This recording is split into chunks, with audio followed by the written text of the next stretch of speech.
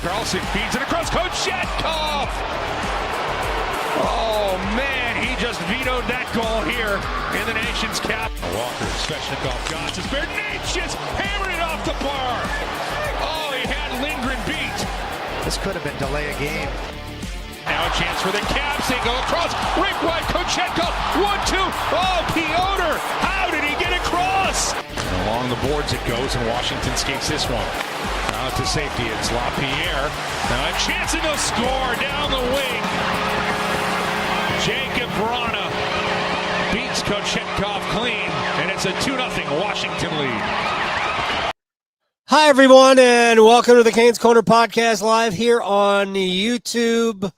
Thank you very much for spending part of your Friday evening with us, or is it part of your Saturday morning with us? Actually, I don't even know what time it is in Adelaide. It should be around noon, right? Something like that. Is it 14? I don't know. I'm not even sure it's Saturday. It could be Thursday already. Merry Christmas down under. Shouts to Western North Carolina as well. If you're jumping on the chat, let us know where you are, and I'll go check it out, and I will shout you out. So we're brought to you by the Aluminum Company of North Carolina. If it is, for the exterior of your home, you can find it at the Aluminum Company of North Carolina. Sammy Hanna's crew do a great job. You know all about it now. I tell you about it every Hurricanes podcast. So there it is, Aluminum Company of North Carolina. All right. I'm going to go through a few things here. Probably not going to be here as long tonight. It's been a stretch this week, hasn't it? And it's a little chilly. But anyway, let's get to a couple of things here. And we're going to leave the obvious for next, maybe even third here in the podcast. For the most part, I thought it was a pretty even game. For the most part. I think Washington was a little heavier than Carolina. Well, they are. They're bigger. Aliaksei Protas was one of the best players, if not the best player in the game. And he is like two people. Sebastian Aho just could not move him. I didn't think Aho played a bad game at all.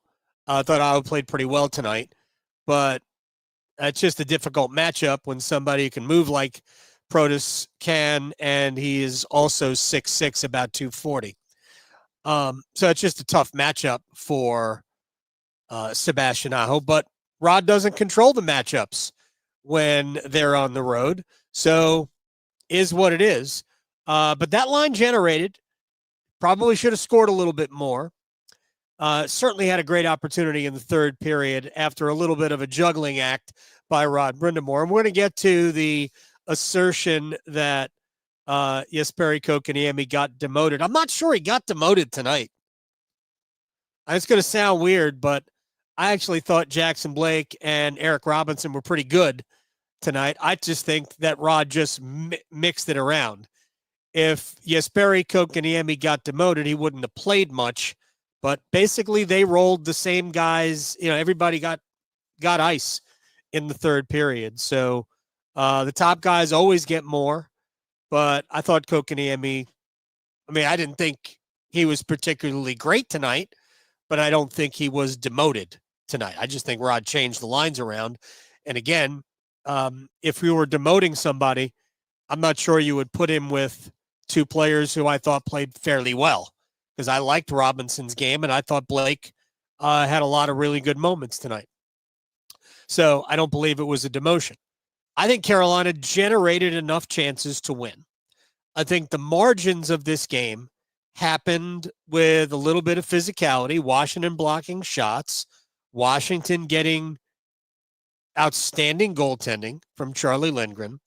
But honestly, I thought Washington was the better team in the first period. Not by a lot, but they were better. They generated more chances. They got the late goal. Goal wasn't on Pyotr Kochetkov, but they got just the margins there. Where you separate in the game is, are you better late in the period and then early the next? Carolina ended up with a power play to start the second. Didn't get much out of it, but they got another power play. I mean, they didn't get anything out of it in terms of a goal. They did generate some chances, missed the net a few too many times, but they were at least generating opportunities. Then they get another power play after the Necas shot off the crossbar that we played in the open. And they got a bunch of good chances on the power play. Just didn't get any to go. Some of that was Lindgren making some pretty good saves. Some of that was missing the net. And we had a couple of, side of the goal tries that, probably need to figure out a way to get through, where one, Svechnikov looked like he played it right back into Lindgren, and the other, I'm not sure Aho even put it on net. That was probably the bigger issue for me today, was the chances that Carolina did not get through to the goal, whether it's blocking the shot or missing the net. I think Carolina it was like part of the game plan tonight. But they had plenty of chances, more than enough chances to win this game. And then we're going to talk about big picture about how you lose 3-1. I think, honestly, Washington is a bigger, more physical team. And, it's funny. We get into the playoffs every year and people go, well, the Canes need better goaltending, and they do. The Canes have to find that one guy who could score that goal, and they do. But I've said this before. Maybe some of you have heard me say this. I think the bigger issue for Carolina in every series that has exited them from the playoffs, with honestly just one team as an exception. But every time they have exited the playoffs, except for one, it has been about size. I think that's Carolina's biggest weakness, is that among their scoring forwards, just not a lot of size. Andrei Svechnikov is Carolina's biggest player in terms of their scores. And to be perfectly fair, one year he wasn't even in the playoffs because he was hurt, but he hasn't really been a good playoff player. Martin Necas is tall, but I wouldn't call him big. Sebastian Aho, Seth Jarvis, now Jackson Blake. I mean, these guys are small. Jake Guentzel last year, small. Teuvo Teravainen, small. So that's been their bigger issue, why they haven't been able to get over the hump. Whether it's a conference finals against Florida or Boston. The only difference is I don't think that's been the issue against the Rangers. I think the issue against the Rangers has been Igor Shesterkin and, to an extent, Carolina's own goaltending. But to me, that's been the separator there. But, you lose to Florida, you lose to Tampa, you lose to the Bruins, and to me, it's been about, man, they're just bigger and meaner, and that's what Carolina is not. They are not big, and they are not mean. And the big players aren't necessarily mean. Jordan Staal does play a physical game, but he doesn't play a mean game. Brent Burns doesn't do either. Doesn't mean he's not good. He just doesn't. Jacob Slavin doesn't play a mean game or a physical game. Slavin needed to do more, by the way, on the third goal. You know that Protas is there. You got to put your body on his body and get him out of the way. Because that screen, which I still think Kochetkov has a hard time fighting and looking around screens, and he makes himself small, and that's what he did there. His instinct is to go down, and honestly, you didn't need to be down at that point. You needed to be up. He made himself small and then smaller on the second goal. And we'll talk about this in a second. But I thought Carolina was just size matters, man. And women. Size matters. And you look at the teams that have won the Stanley Cup. Florida, big. Right? Washington back in 18, big. Vegas, big. Tampa, big. Physical.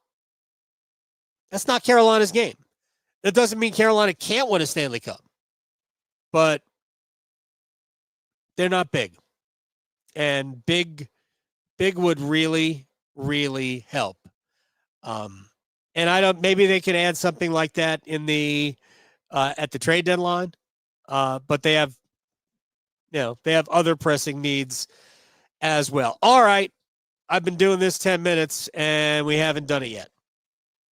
So I want to go back to Tuesday night because Tuesday night was great for two reasons. One, the first is the most obvious, is that the Hurricanes got a 60-minute spectacular goaltending performance from Pyotr Kochetkov. Now, it wasn't that he was so great making highlight reel saves. He made some very nice saves. But for the most part, he was just sound. He was solid. He was positionally sound. He was quiet. He didn't jump at the first move. Yeah, he had some goofiness. He threw his stick in the air once, and then he skated out 20 feet from his net to stop a breakaway, which, okay. But for the most part, he just played the position like it was written out of a textbook, and he got a shutout. And he played 60 minutes, no blips, no dips, just good goaltending. And man, for 36 minutes, he was doing it again.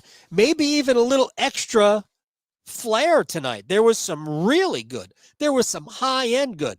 That save on Dylan Strome in the first period at 0-0. That was a great save. Left to right across to deny Strome the chance.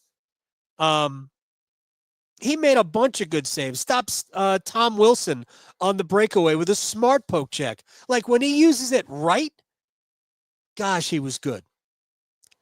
And then that Jakub Vrana goal that made it 2-0. Like, I don't blame him on the first goal. A, it's a screen in front. B, it was a deflection. Nothing you could, no goalie's going to handle that. But man, the goal that made it 2-0 is just, it's an unacceptable goal. If you listen to the highlights, I think is it Craig Laughlin from the Capitals broadcast?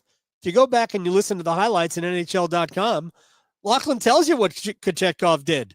He goes down early and he dips his shoulder. Like, what are we doing? It's almost as though he wanted Vrana to score. Obviously, he didn't. But that's a bad goal. And now let's look at the margins. The game is 3-1. By the way, Charlie Lindgren's goal allowed was a bad goal. Seth Jarvis, who should have scored like in the first minute of the third period, but hit the outside of the post, had so much of the net empty. But if Kochetkov doesn't allow the softie, who knows if the third goal goes in? Maybe it's still 1-0 going to the third period. But he allows the softie. Now it's 2. Now you need 2 just to get even. That's hard enough to do against Washington, who has been amazing defensively, and Lindgren was playing well. Then you give up the third. But Carolina had enough chances to have scored more than one. And you give up a soft goal. Even if you give up 2, Carolina had enough chances to get a couple. But you give up the bad goal. And at some point, Carolina has to understand, the front office must understand that Pyotr Kochetkov needs competition. There is no competition right now in net. Frederik Andersen is not going to walk through that door until the middle of February. And I said this however many podcasts ago. There is no doubt that Andersen is the better option in goal. No doubt.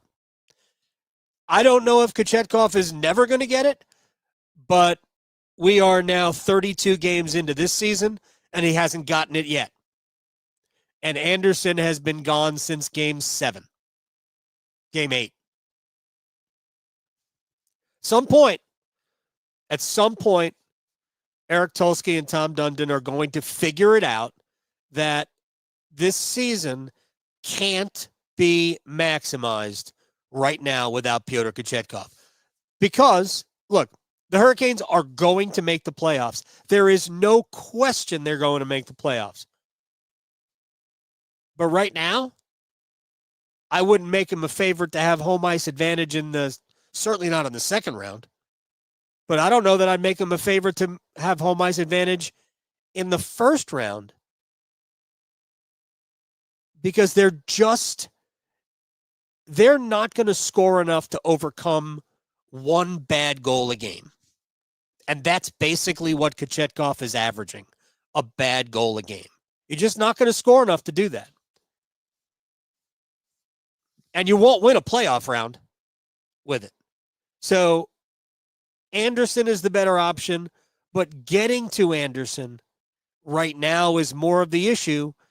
And we'll see Dustin Tokarski, probably not Sunday in New York, probably Monday in Nashville. And then we'll see Tokarski in, my guess, the game probably on home ice against the Devils, and let Kochetkov go in New Jersey. At some point, Pyotr has to stop giving up the bad goal.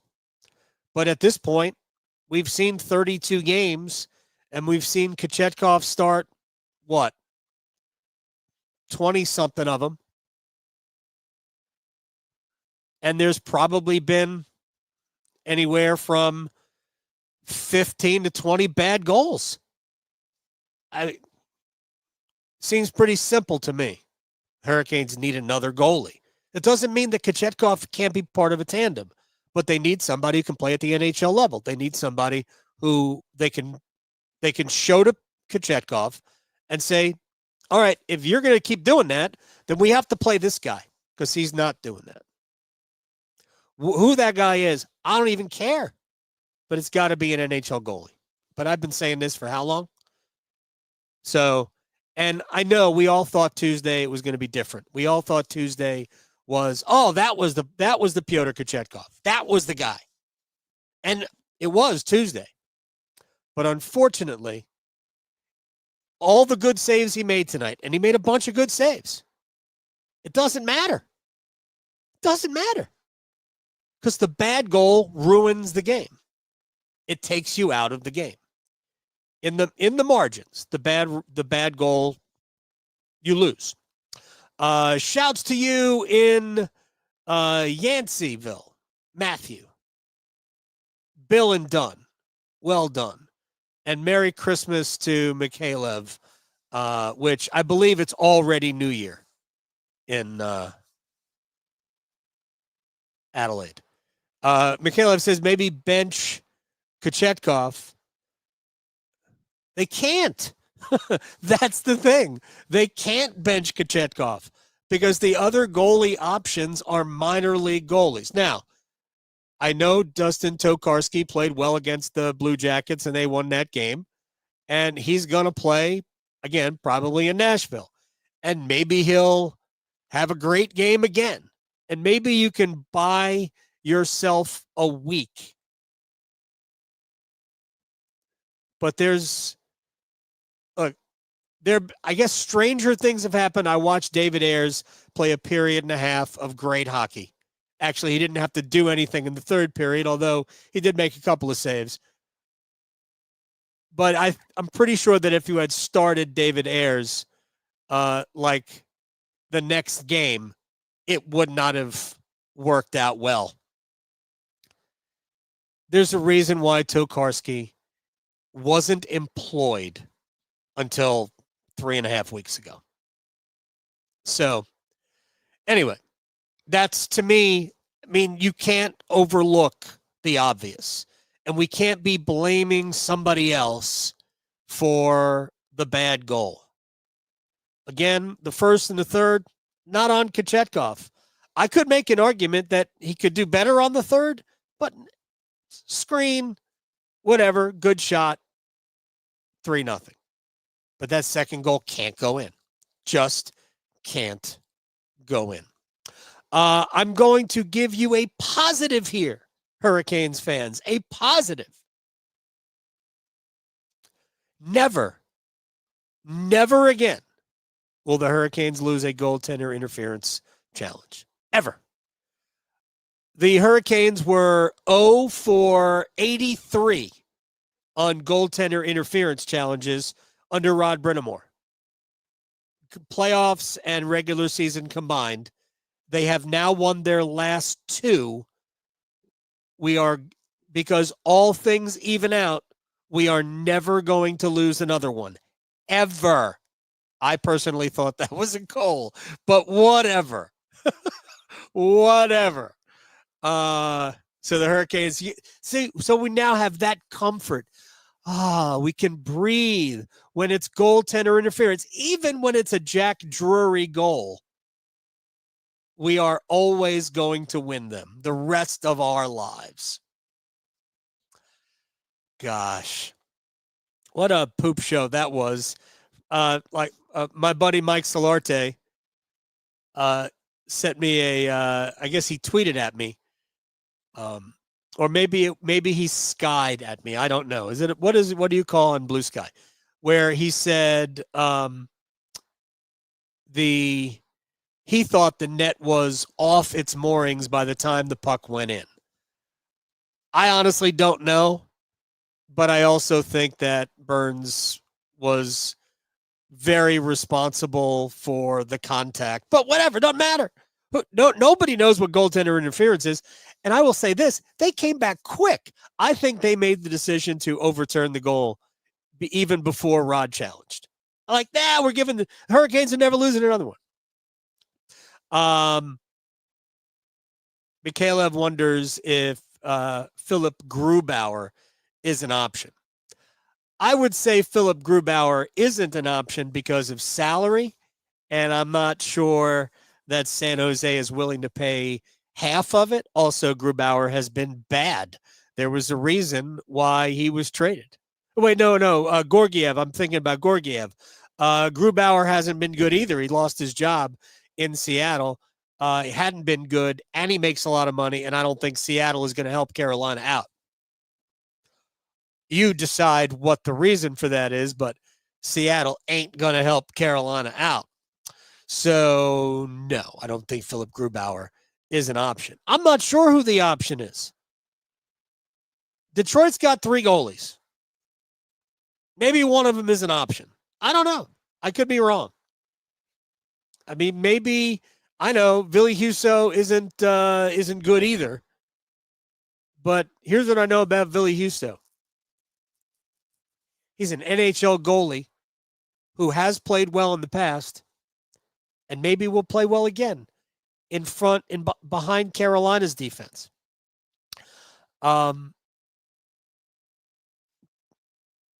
Washington's really good. So, honestly, not that put out by a loss to the Capitals. The stuff that bothers me in losing to the Capitals is that the little things, the soft goal, the losing some battles behind the net. Honestly, when Rod says before the game, when we talk, Washington does it the way we do it. So the third goal was exactly the way the Hurricanes do it. Exactly. That was a heavy forecheck, puck retrieval, net front presence. That's how, when the Hurricanes are doing it right, that's how the Hurricanes do it. Right? So, more shots on net, more shots to the net. Pass up too many shots tonight. Passed up way too many shots. And the first rush of the third period, Aho leaves it for, I thought it was Robinson. It was Roslovic. Roslovic misses the net. It's a great chance. Misses the net, which frankly happened too many times tonight. But the puck caroms off the boards right back out in front to Jarvis, who, because Lindgren was down, Jarvis has a lot of the upper part of the net, and he puts it off the outside of the post. Like, that's just got to be buried. And it wasn't. Now, Jarvis scored the goal later, but how different is the third period if you score in the first 40 seconds? And that's what the opportunity was for the Hurricanes, to score in the first 40 seconds of the third period. And then maybe you ride a little momentum. But wasn't meant to be tonight. Hurricanes now 5 points behind the Capitals in the Metropolitan Division. Devils were off tonight. Devils have played now 3 more games than Carolina. Hurricanes still 4 points behind the Devils, though. So going to have to start winning some more games. And the Canes essentially have been roughly a 500 team, actually a little bit under, since their high water mark when they were, 16-5-1? I think they were 16-5-1. So the Hurricanes are now 9 games. So they're 2 games under 500 since then. So 4-6-0. If that math works out, 4-6-0. I guess it's not that long a stretch, but the Hurricanes are going to have to get back to their game, and somebody's going to have to be the better goalie. Whether it's Kochetkov, and we all want it to be him, or it's somebody else. Somebody's going to have to be the better goalie. Because you saw Tuesday what it looks like when your goaltender doesn't. He can allow goals. I got no problem with the first and the third goals that Kochetkov allowed. It's the second one.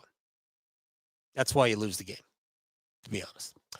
All right, we're brought to you by the Aluminum Company of North Carolina. If it's for the exterior of your home, you can find it at the Aluminum Company of North Carolina on Hamlin Road in Durham. No place like it. Sammy Hanna and his crew do a great job. You can reach out to them at aluminumcompany.com. I don't know if Notre Dame just scored or not, but it was 20-3. So this is what happens when Indiana plays real teams, apparently. Their offense, which is legendary, right, sucks. So I didn't mean to say that on a hockey podcast. All right, we'll see everybody after the Hurricanes and the Rangers. Should be about, 4:30? 3:30? 4, something like that, on Sunday afternoon. I hope you're all caught up on your Christmas shopping. You do it all online too. Mikhail, do you shop online in Australia? I assume you do. All right, we got to go. I am Adam Gold. Thanks for joining us in the Canes Corner podcast. We will see you Sunday after the Canes and the Rangers. Good night.